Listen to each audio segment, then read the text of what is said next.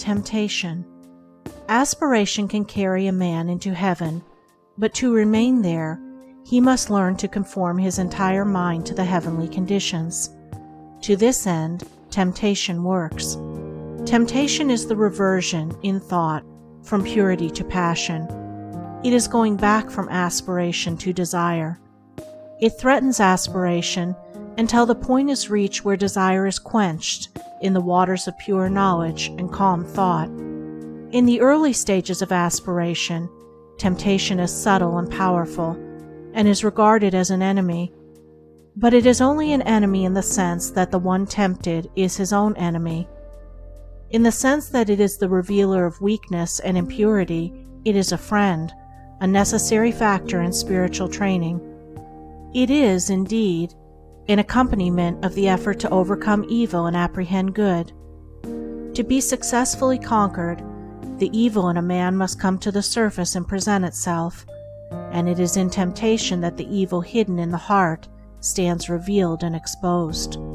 That which temptation appeals to and arouses is unconquered desire, and temptation will again and again assail a man until he has lifted himself above the lusting impulses. Temptation is an appeal to the impure. That which is pure cannot be subject to temptation. Temptation waylays the man of aspiration until he touches the reign of the divine consciousness, and beyond that border temptation cannot follow him. It is when a man begins to aspire that he begins to be tempted. Aspiration rouses up all the latent good and evil, in order that the man may be fully revealed to himself. For a man cannot overcome himself unless he fully knows himself. It can scarcely be said of the merely animal man that he is tempted, for the very presence of temptation means that there is a striving for a purer state. Animal desire and gratification is the normal condition of the man who has not yet risen into aspiration. He wishes for nothing more, nothing better, than his sensual enjoyments, and this, for the present, satisfied. Such a man cannot be tempted to fall, for he has not yet risen. The presence of aspiration signifies that a man has taken one step, at least, upward, and is therefore capable of being drawn back. This backward attraction is called temptation. The allurements of temptation subsist in the impure thoughts and downward desires of the heart. The object of temptation is powerless to attract when the heart no longer lusts for it. The stronghold of temptation is within a man, not without, and until a man realizes this, the period of temptation will be prolonged. While a man continues to run away from outward objects until the delusion that temptation subsists entirely in them, and does not attack and purge away his impure imaginings, his temptations will increase, and his falls will be many and grievous.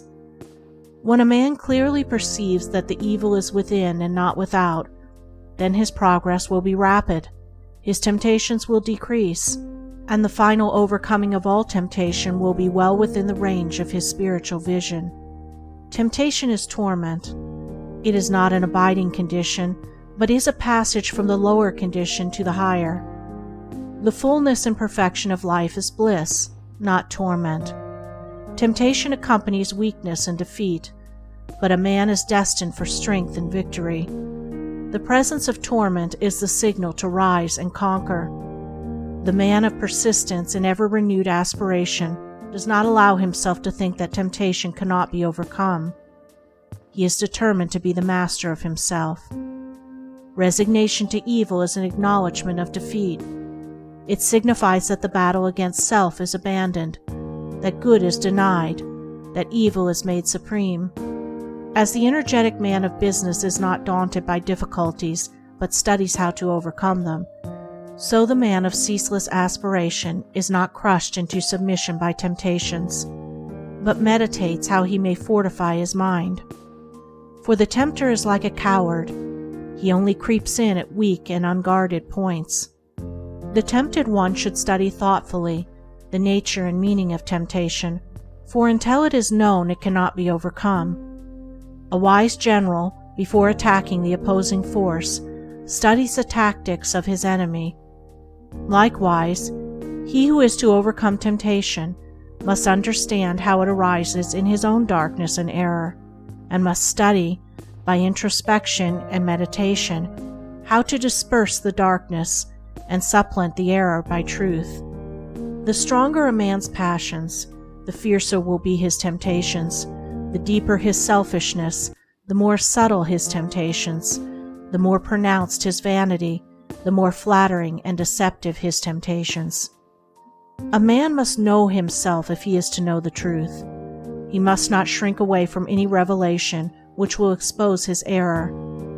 On the contrary, he must welcome such revelations, as it aids to that self-knowledge which is the handmaid of self-conquest. The man who cannot endure to have his errors and shortcomings brought to the surface and made known, but tries to hide them, is unfit to walk the highway of truth. He is not properly equipped to battle with and overcome temptation. He who cannot fearlessly face his lower nature cannot climb the rugged heights of renunciation. Let the tempted one know this, that he himself is both tempter and tempted, that all his enemies are within, that the flatterers which seduce, the taunts which stab, and the flames which burn, all spring from that inner region of ignorance and error in which he has hitherto lived. Knowing this, let him be assured of complete victory over evil. When he is sorely tempted, let him not mourn therefore, but let him rejoice in that his strength is tried and his weaknesses exposed. For he who truly knows and humbly acknowledges his weaknesses will not be slow in setting about the acquisition of strength.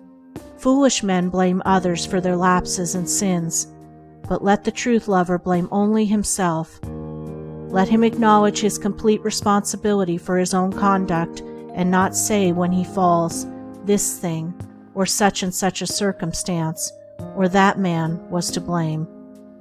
For the most which others can do is to afford an opportunity for our own good or evil to manifest itself. They cannot make us good or evil. Temptation is at first sore, grievous, and hard to be borne, and subtle and persistent is the assailant. But if the tempted one is firm and courageous, and does not give way, he will gradually subdue his spiritual enemy, and will finally triumph in the knowledge of good. The adverse one is compounded of a man's own lust, selfishness, and pride. When these are put away, evil is seen to be naught, and good is revealed in all victorious splendor.